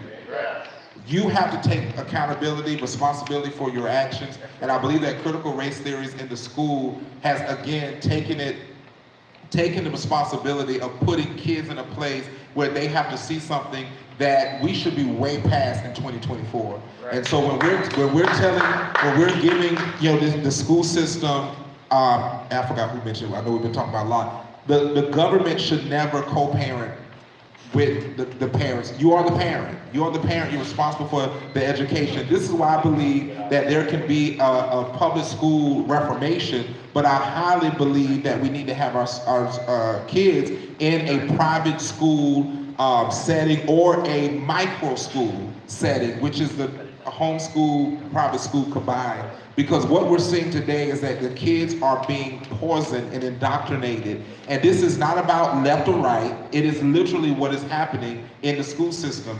And so that's why I'm saying about Chris, it does hurt the black community because we can't get ahead. We cannot get ahead when we stand somewhere, something we don't like, we'll go and say, you told me 60 seconds. I just realized, Pastor DiMenzio, 60 seconds, please. What was the original question? Okay. All right, gotcha, man, that was good. All right, so when I'm looking at this here, I was running for school board, right? Orange County School Board, and CRT was a hot topic during that time. And it really made me dig. Listen, if you don't learn something, you'll fall for anything. Well, I thought this was something that was pretty local to us, something that's, you know, here in the United States, just something that we're dealing with. Until someone actually had mentioned to me, you know, did you ever read the write-ups in the United Nations where their agenda, one of their world agendas for education and stuff? I'm like, oh, what is that? And I said, let me go ahead and look. So I went back and pulled up a 2010 document. And then I maybe pulled up a 1998 document and a 1992 document. That from 92 is just insane. But what it is there is a plan to change everything that we believe. One of them is that paternal order. You have to get people find amongst themselves, get people too busy for them to understand what's happening to them. CRT, hey, did y'all know that they renamed it SEL and we're still dealing with it? Social emotional learning. They hijacked another program and we're dealing with it, and it's been pushed through all of those COVID dollars all the way down to our school systems, because if you're going to have the COVID dollars, it's still COVID dollars. If you're going to have the money, you've got to instill SEL in your public school, and even though it is book-wise illegal to do that stuff in the state of Florida, we have yet to pass the bills to make it illegal to be a part of the school system. I fought with that mess in Tallahassee, but that money boom that you saw in the education system, it was a part of keeping that indoctrination, that wokeness, put into our kids in public schools right now. It hasn't changed. Thank you, Pastor. Voight. Oh. Hey, could I add to that?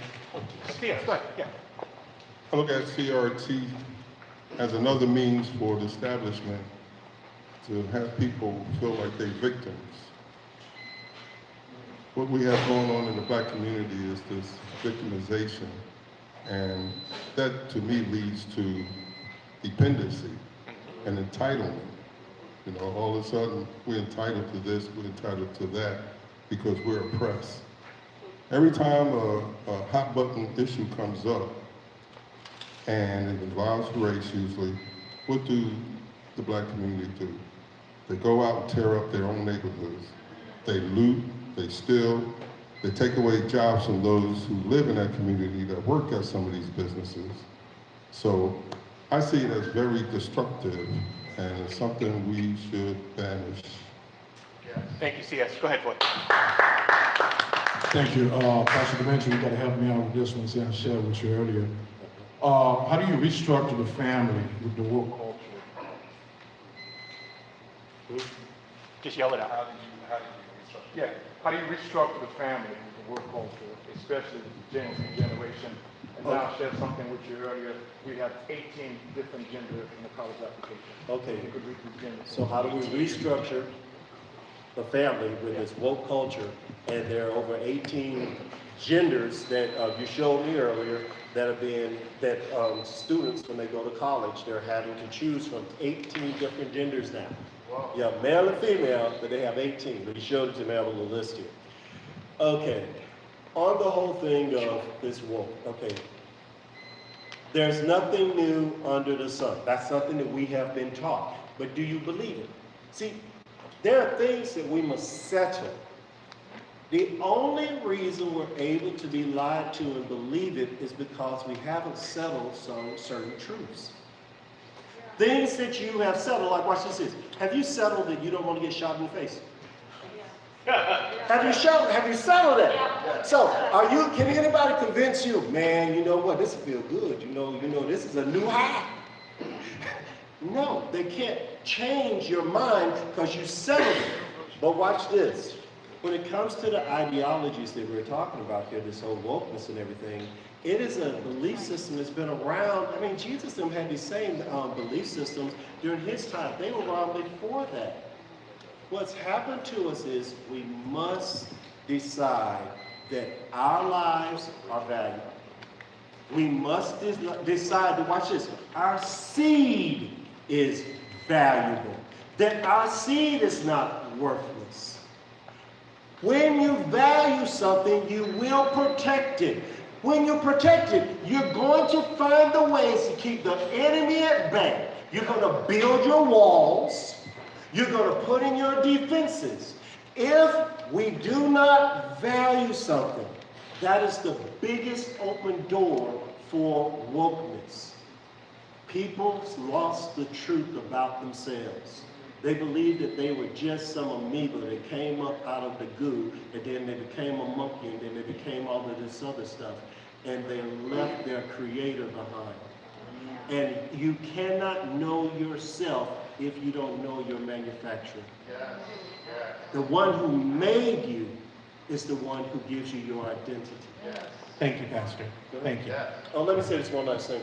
And that identity, that's the role that fathers, main role that fathers have. I'm going to say this here so everybody who don't know their Bible will know it.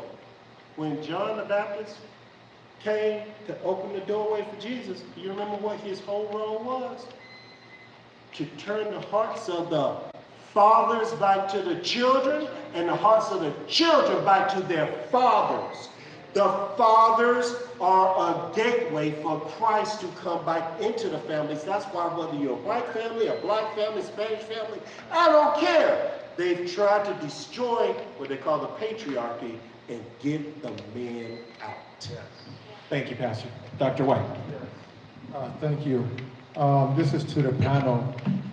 One of the issues that I've seen, that there is a conspiracy to destroy black boys. And secondly, the school system, the teachers seem to present an argument that boys are dysfunctional girls. And by doing so, they negate them and they castrate them. How would you deal with this at the institutional level? Willie, go ahead, 60 seconds.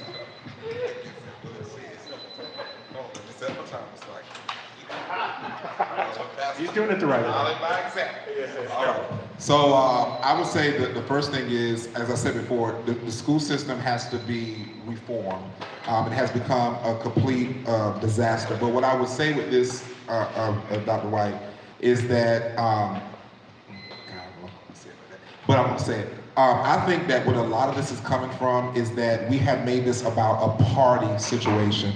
This is a situation of not left and right. This is not a situation of right, red, blue, left, right. This is a situation about morals. And there is a moral compass that had been lost in the school. But because before, you would go to school and most of those teachers would send you back with the things that you needed back home. They would only educate you. The rest was up to your family. So I think we need to make sure that parents are more involved. I grew up in a house where my mother sent us on the school bus to school, and I love my mother dearly. However, when it came to the PTA meetings and those things, most parents, especially within black communities, do not show up. They don't go to those big parent-teacher conferences. They don't go to the PTA meetings. They don't do it. And those things that we have to do, we have to get back involved in the education part of it and take the time to make sure that these children of ours are not being indoctrinated. C.S. Bennett, 60 seconds. I think we have to get teachers, educators in our school systems who are men and women of virtue. You're only going to get out of something what you put into it.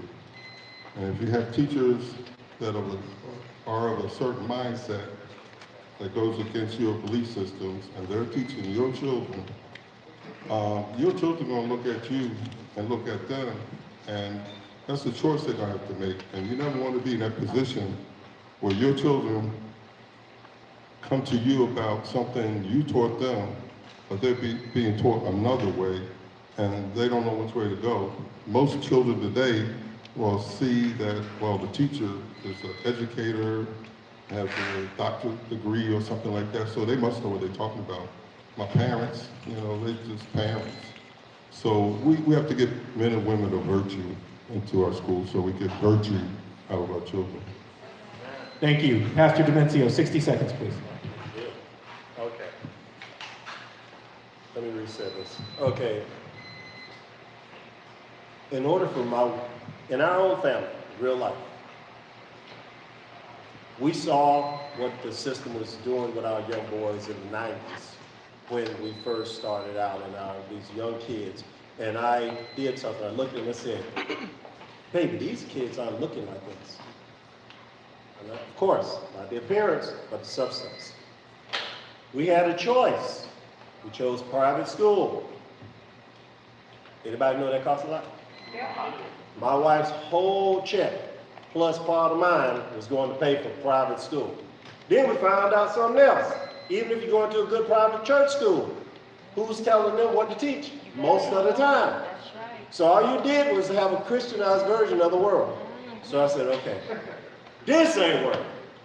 So what we did was I said, okay, honey, God has given me two choices. Homeschool, or we got to find some organization that's actually training well. We ended up homeschooling.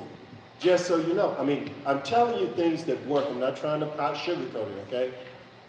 One's a lawyer now. One's here. She graduated her master's this summer. She's in hospitality, doing very well. One's actually in med school. She just graduated, gone to med school. And then we have another one that's going to be graduating in a year with engineering. Thank you, Pastor.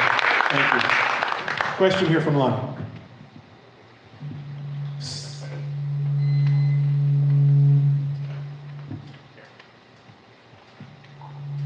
So as a father myself, let me change this around because I'm trying not to make statements. He said that's a question. For the men that were never trained to be a man. Men, they're not boys anymore. They're not men 21 up, that were never trained to be a man. What, two-part question, what programs are in place to train them to be a man? And is there anything, this one is to Willie, that you can do to put some kind of programs together from your position to help that? Willie Montague, 60 seconds. I got you. I'm on it. Go ahead. I'll just say this. There's a lot of programs that's in place throughout Orlando that are great opportunities. And I will say this again, House of Timothy, and y'all can research this. I think people get lost in this. House of Timothy is not just a residential home. We have existed for many years. I got started working with young boys back from when I was 16 years old. Like I said, I'm 36 now. And there's other programs around. I was mentioning about Boys and Girls Club, which is a little different than it used to be. The Boy Scout, I wouldn't recommend it. What does John Stenberger have? What is it called? Trail Life. So you have those things like that. But I would say that again, and I made this very clear, there are programs that are there. We just have to have support and finances, because when you start putting faith-based things on stuff, the government does not like to get involved. And that stops us from being able to, because now we have to ask the community to help, and everybody is going through something, so. Thank you, Willie. C.S. Bennett, 60 seconds. I would say this, for men who were never trained to be men, personally, I had a father in name only, and like I said earlier, he was more of a provider. I look to men I thought and felt were good examples. Most of those were fathers of my friends and things. So I would say those men who weren't trained may want to look around, and I'm sure if they look hard enough, they could find organizations where there are men working who are prime examples of what a man should be. And they should try to, matter of fact, join in and help volunteer or whatever if you got the time. And you'd be surprised how much you learn just being associated with someone and working with them. So much others with great wisdom can pass down to you. Thank you, C.S. Bennett. Demencio, last word, 60 seconds. Okay. Everybody's hit the other part, so I'm gonna hit the part that nobody hit. Level 10. Okay, we're gonna hit level 10 right here. Do you know your God? Ooh, out of mine. The only way you fatherless is if you Christless. Didn't he say you are joint heirs now with him? Did he not say that now you have a father, Father God? Now I'm going to tell you this here. If you don't know, if you may have Christ in your life and not know your Father. Okay, now we can get that taken care of, okay? You need to grow, you need to learn, but listen here, I didn't have a daddy teaching me how to be a man. I got a relationship with my Savior, and there is no Alpha higher than Alpha and Omega. I'm serious as can be. You have to have boldness, you have to have courage, you have to become strong. And you get that from who's over you. And there is no one higher than him. Even if you have a daddy at home, make sure you know your father. Thank you, everyone. We're out of time. Can we get a round of applause? Demencio Barton, C.S. Bennett, Willie Montague, Steve Hand, Robert Renee, who had to go because he's got to be here at 6 a.m. tomorrow. He sends his regards. Like me, he's up at 4, ready to go, right? Guys, thank you so much for coming to Liberty Halls. Please support our sponsors. Amania has cards. We want your ideas on people we need to have on a Liberty Halls panel and ideas for topics on those panels. Please don't forget, Saturday, Boomtown Promotions, mega car show right here, starts at 4, goes to 11, all the good stuff, boxing cars, food trucks, all that good stuff is here. If you have questions, Coach Boom is the man to ask about the event. Everyone, thank you so much for coming out. Yes, Willie? I would like to just something from a congressional candidate side, real fast, that we didn't, this is not about the panel. It's Mr. Larry, right? If y'all can go back there and get the materials, this is a very important amendment that we need to vote against. And I'm saying this, I know that people say men should not be in women's health. However, it takes two, let's talk about it, to make a baby. So as a man, the statistics is about 3,000 to 5,000 black babies are aborted every day in America.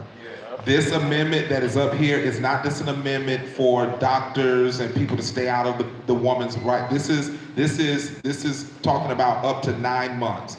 And if you let people like my Democrat opponent have an opportunity, the child will be 2 years old and he gets wanted to be aborted.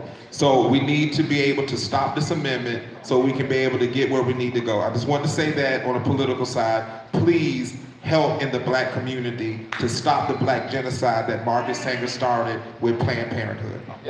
Thank you, Willie, for mentioning that. Everyone, my name is R.C. Williams. Thank you for coming. I'm going to bring Coach Boom and Amania back up to close, but thank you so much for being here. Your participation and what you share about this event matters, which is why Juliana and I chose to sponsor and support these events. Please share with everybody you know. Thank you.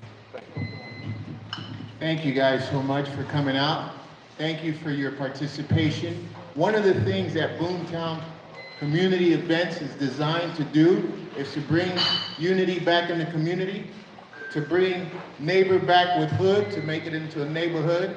I'm doing block parties, I'm doing these events designed to help teach the masses, to help remove scales, to help them and get educated. After we do these events, something big's gonna happen with Boomtown Community Center, which we've been involved in the community for 25 plus years, raising children in the community. And there's thousands and thousands of them now that you don't have to worry about. Thank God to the teachings. Thank God to the gift that God gave me.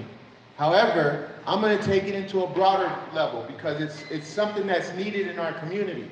I'm bringing more visibility to this to more people so then they could register to get educated to do more for us. Cultivate leaders to become leaders. Basic. It's basic. It's in Genesis. All right? That's what we're here to do, to multiply. Okay? So we're going to do that with Boom Community Center. Okay? So please come out and support us. We're going to be here September 7th, which is this Saturday. I'd like to see everybody here at least pop up, say hello, show your leadership skills to the community that haven't met you yet. Because when you're here, guess what? I'm going to praise you in front of them. I'm going to show them who's who. I give credit when credit is due. And this is what it's all about. We lead by example. So thank you guys for coming out. Miss Amania? It's here. Come on, Miss Amania. Yes, it's here. Yeah, that's here. That's this weekend from 4 to 11, right here. And then we're going to have another one at Oak Ridge and OBT, but that's coming later. We'll talk about that one soon. But Amania, if it weren't for you, we wouldn't have been doing this. So give Amania. Amania is my political consultant. Yeah, we're working on that. Thank you, Coach Boom. Thank you for everything that you do, for coming alongside me with this venture that we're on to do the Lord's work. So I thank you. So with that, I don't have much to say. I just want to say thank you all for coming out. The panel, Willie Montague, thank you very much. Mr. C.S. Bennett, thank you so much. And Pastor Barton, thank you very much. And of course, thank you, Sheehan. And our amazing singer, Joe. Thank you, Joe, for blessing us with your amazing voice. I hope that you will come along for this ride and continue to bless our Liberty Halls with your presence. That really means a lot. Thank you, RC and Juliana. Thank you, RC, for all you do and being a part of this. And so I'm just gonna say our next Liberty Halls is not going to be here in this facility. It's going to be at Elite Prep on the other side of town, Oak Ridge and OBT over that way. We have a great space there, so we're excited for that. And that conversation is gonna be about what Willie was just talking about. It's going to be about, it's an abortion conversation. We're gonna talk about abortion. And we're going to talk about it from the male perspective, and we're going to talk to men who has been affected through abortion. And so I'm looking for males who has experienced this so we can put this panel together and have that conversation with men who has experience. So it's a two-road thing, so we're going to talk to the men about that. Yeah. That's deep, man. So I'm looking for people, some gentlemen. I have one in mind already. I have one, but we need 3 more gentlemen to be strong enough to come up here and have this conversation. So if you all know somebody who has experience and who's not afraid to have that conversation, please reach out, because it's a very important one to have, especially with the amendment happening in November. We've got to fight the genocide that is happening to the babies in the womb. Okay, so thank you very much, and God bless you all. If you guys can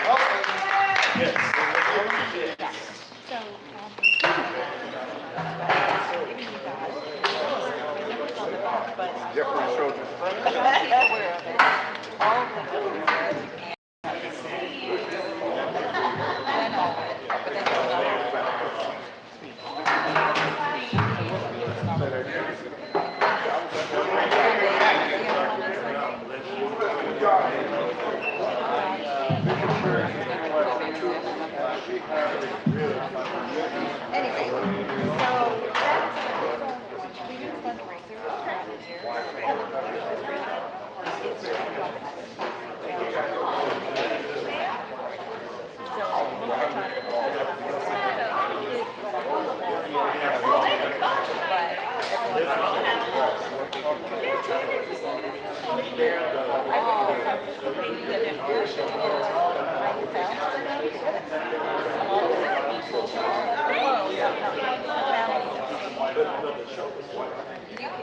When you look at their eyes, there's nothing there.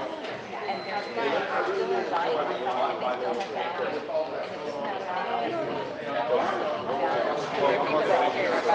Well, friends, that's going to be it. I'll see you all next time. So, to your request, what if you do the fundraisers at our board as well, because they are, seniors can't come to our fundraisers because